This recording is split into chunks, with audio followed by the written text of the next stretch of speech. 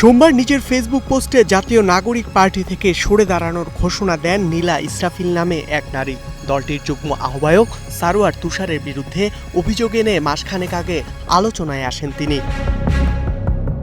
নানাভাবে হেনস্থার শিকার হওয়ার পরও অপরাধীর কোনো বিচার হয়নি, ফেসবুকে এমন অভিযোগ আনেন তিনি।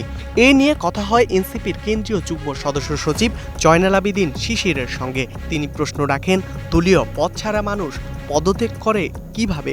কোন পদে ছিলেন এনসিপির উনি দেখাতে পারবেন?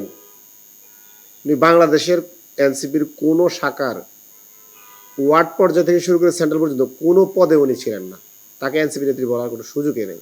পদ থাকলে তারপরে পদ ত্যাগ করবেন। সুতরাং আমরা এটিকে আমাদের বিরুদ্ধে অপপ্রচার, বিভ্রান্তিমূলক প্রপাগান্ডা হিসেবে দেখি। এদিকে মিডিয়ায় এনসিপি নেত্রী হিসেবে নীলা ইসরাফিলকে পরিচয় করিয়ে দেয়াকে ষড়যন্ত্র হিসেবে দেখছেন দলের সদস্য সচিব আক্তার হোসেন। এনসিপি কখনোই কোনো দলীয় দায়িত্ব তার উপরে অর্পণ করে নাই। সেক্ষেত্রে যেসব মিডিয়াতে নীলা ইসরাফিলকে এনসিপির নেত্রী হিসেবে পরিচয় প্রদান করা হচ্ছে, সেই সব মিডিয়ার বিতর্কত উদ্দেশ্য নিয়ে আমাদের মধ্যে সন্দেহ তৈরি হয়েছে।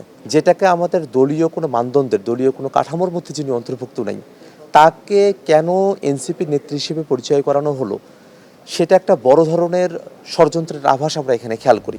বিতর্কে জড়ানো সারোয়ার তুষারের বিরুদ্ধে তদন্ত চলছে বলে জানিয়েছে এনসিপি। ধ্রুব ইকরামুল, স্টার নিউজ, ঢাকা।